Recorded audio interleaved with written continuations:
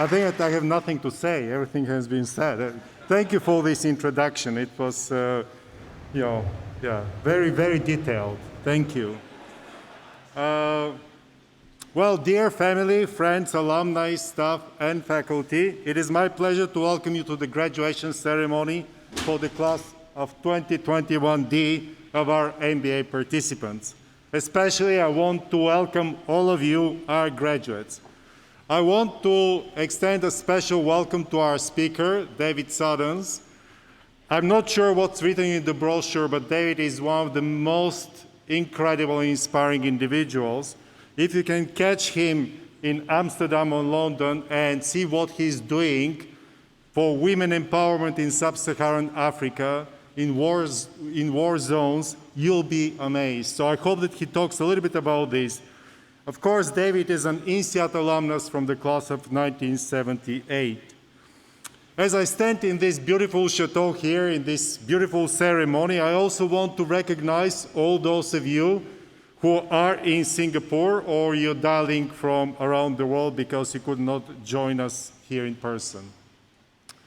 The most important message I want to give to our graduates today is that today is the beginning and not the end of your relationship with INSEAD, because you are the INSEAD of the future. A little bit about INSEAD. In the beginning, when we were opening this class in January, I promise that you'll have a year full of learning, full of a lot of academic experience, practice, but also you'll make friends for life. I know that you already feel this friendship, but later on you'll see even more how this friendship will develop, and as Urs said, will be with you for the rest of your life. INSEAD started here in the Chateau Fontainebleau in 1959, literally 20 meters away from where we are today, in a small room with 53 participants. It was launched by Georges Doriot, professor at Harvard Business School at the time, who wanted not only to bring management education to Europe, but also he viewed INSEAD as a way to promote peace and prosperity. From day one, INSEAD was an international school.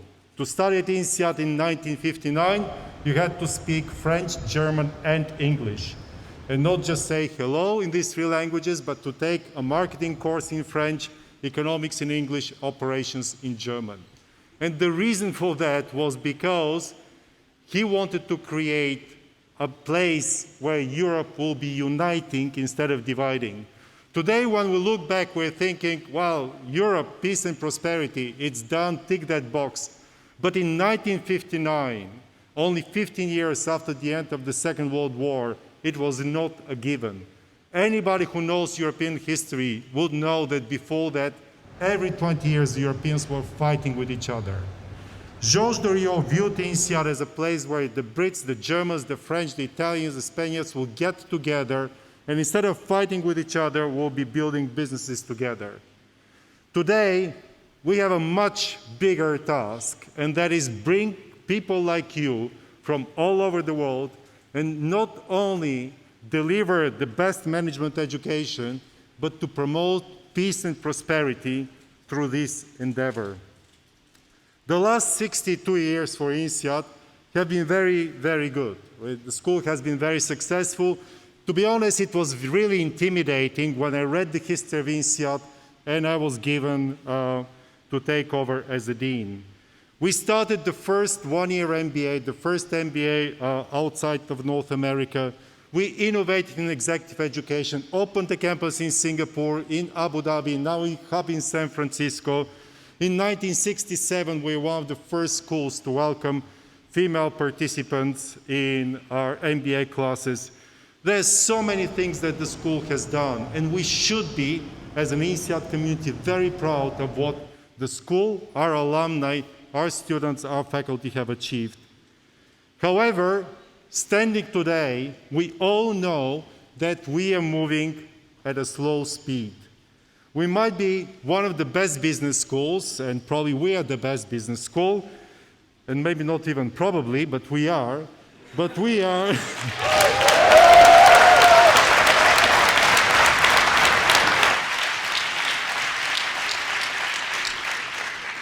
But are we good enough to address the challenges that we're facing? Are we good enough to move at the speed at which we need to move? Today, you open the newspaper, you read about sustainability, you read about inequality, you read about the need of business to step forward and do something. When I was appointed in 2013 as Dean of Insead, issues like climate change, sustainability, economic inequality were not on the front pages of newspapers. And yet the challenges were there.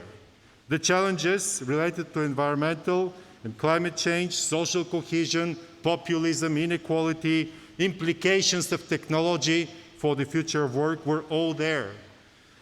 Now, we decided to step forward and to say we need to address these. We launched the idea that business has to be a force for good 7 years ago.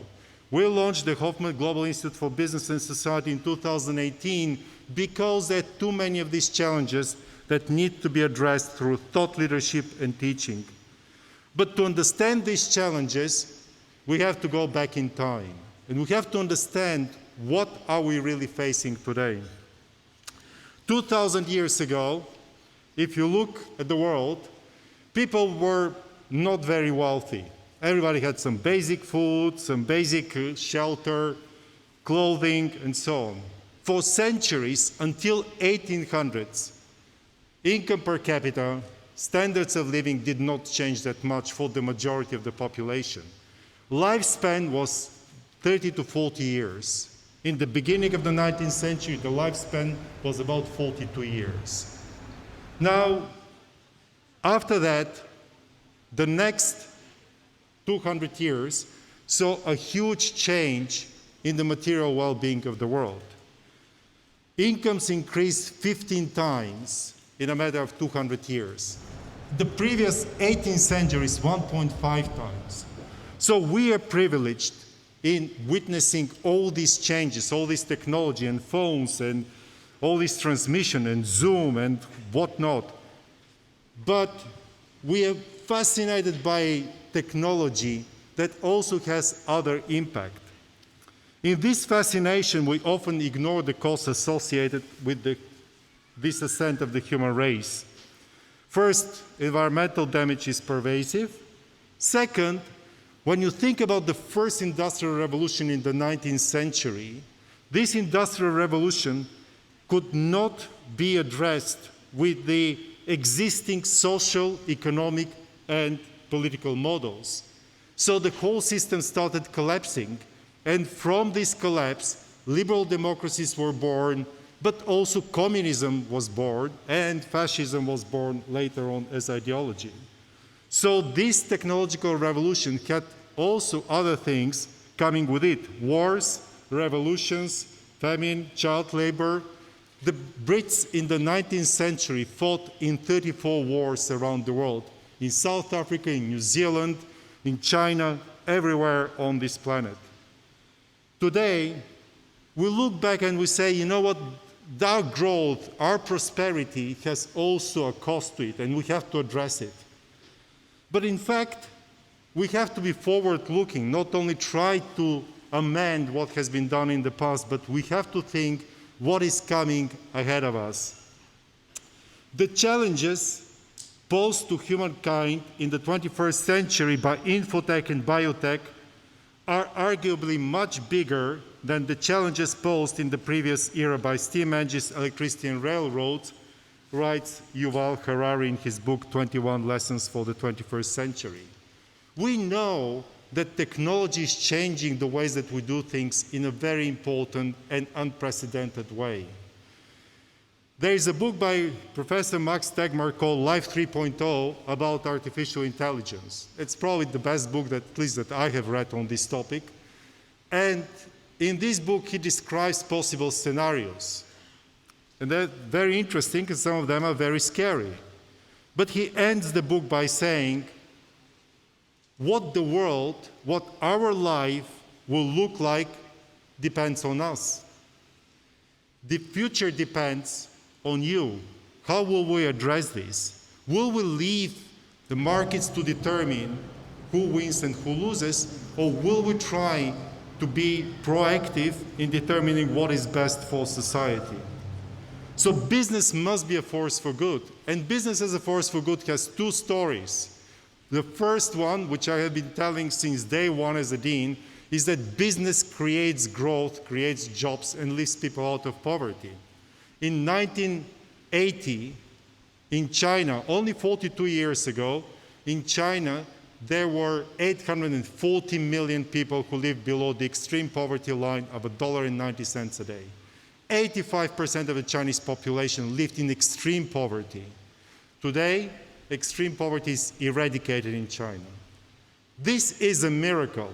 This has never happened in the history of the world before. In the past 40 years, more than 1.3 billion people have been lifted out of poverty. How did it happen? It did not happen because of government subsidies, because of philanthropic giving, because of foreign developmental aid from the World Bank, but it happened because of one and only one thing, and that is economic growth. And the only engine of economic growth is business creation. Without business creation, you don't have growth, you don't have jobs. Unfortunately, this story gives us why we are here. We train all these people that generate growth, that generate business and so on. But it's not enough. It is not enough because we have been challenged in the last 20, 30 years. What is business doing for the rest of the society? What is business doing for the environment? So today we have to rewrite business as a force for good and assert that in the process of value creation for the company, we have to think, what do we create for the society and for the environment? And it is important to understand that what we have today are simply norms that we have accepted as given from above, and they are not. Like in the 1960s, a social norm said that only men can go to business schools. This outdated norm had to be challenged and had to be eradicated so that we have a better world today. In the same way, 50 years from now, people will look back and say, how could they live with these norms and take everything there for granted? So we have to rewrite these social norms. We have to rewrite a new social contract. We know that change is coming. We know that more and more companies are trying to integrate performance with progress. More and more young people like you care about this. But there is an urgency to act today because we continue to create imbalances between nature and humans. We're creating deeper imbalances between rich and poor. Imbalances between men and women persist. And we're creating imbalances between our current generation and the future. So the question from me to you and to us, all of us here in this room and on Zoom, do we want to be at the vanguard of this change, shape the world, or do we want to be a bystander and leave it to whatever happens out there? And it's not an abstract we, it is actually we, all of us here. So I want to end with 3 requests to you as our graduating class of 2021D. First, there are a lot of challenges out there, but see them as opportunities. See that sometimes when we lose and we fail, actually it's an opportunity to learn. As Nelson Mandela said, I never lose. I win or I learn. In March 2016, AlphaGo, the computer program designed by Google's DeepMind, managed to beat one of the world's leading masters of the Asian game of Go. Lee Sedol lost 4 out of 5 games. In Game 2, the computer, AlphaGo, played what is known now as Move 37. And the computer played in a way that surprised all experts out there. They were saying it's a 1 in 10,000 probability move. In Game 4, after losing the first 3 games, Lee Sedol was behind the game until he played his Move 78. Commentators were shocked. It's one of these 1 in 10,000 probability move. Lee Sedol won. Later, during the interview, he said that he was actually inspired by the move of the computer, by Move 37. We assume that artificial intelligence will challenge us in a way that will not be able to respond. Human mind, however, has unbelievable capacity to learn and innovate. So my first request is actually be inspired by these challenges and address them. Find your move 78.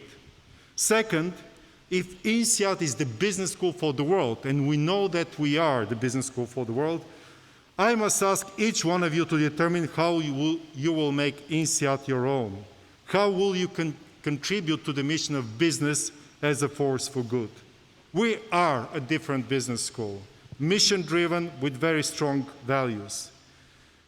The third thing is that today is the beginning and not the end of your INSEAD journey. I'm asking you to become true ambassadors for INSEAD and for all that we represent in the world. INSEAD is about inclusion, diversity, tolerance, friendships. While governments are building walls, we need to build bridges. So going forward, let us continue to champion the diversity that we experience in this room. For diversity is the key to strengthening individuals, businesses, institutions, and society. We want to continue with our DNA of promoting business and peace and prosperity for every individual, community, and country in the world. We are very proud that you decided to earn your MBA at INSEAD. I have no doubt that the MBA class of 2021 will change our world for the better and contribute much to the prominence of our alumni in our school, which now you can call your own. The world is facing incredible challenges. You acquired the knowledge, the tools, the skills, the networks to turn these challenges into opportunities. You'll be facing an uphill battle, but you have to win because you are INSEAD. You are not alumni now. You are our partners in this magical journey called INSEAD. Congratulations, thank you, and good luck, amazing class of 2021D. Thank you.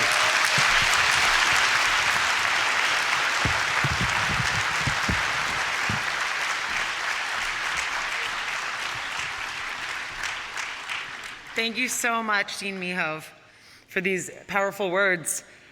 We all recognize that the business world is in dire need of a change towards greater social and environmental justice, and now comes the hard part of actually making sure that it happens.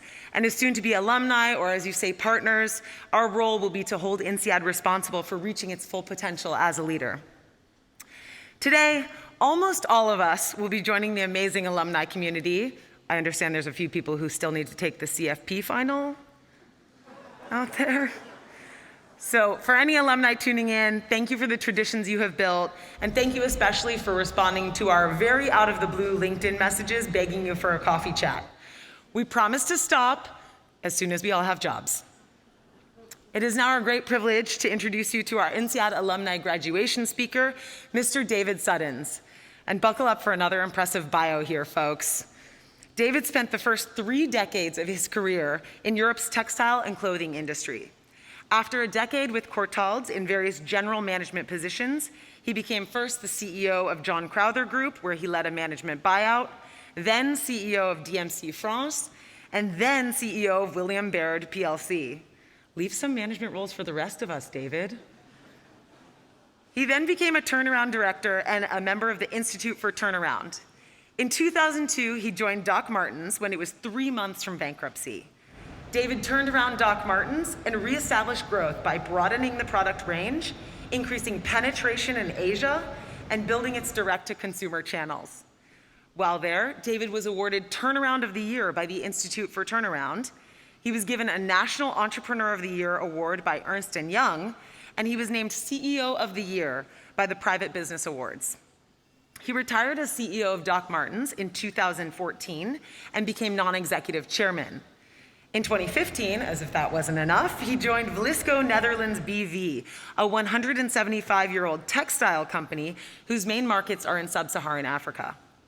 Vlisco was also close to bankruptcy, but has since returned to health and is now leading various initiatives to support the UN's Sustainable Development Goals in Africa, with particular emphasis on gender equality, education, and responsible consumption and production. David graduated from Insead in 1978, and for the last 5 years has taught Turnaround as a guest speaker. Please help me welcome to the podium the David Suttons.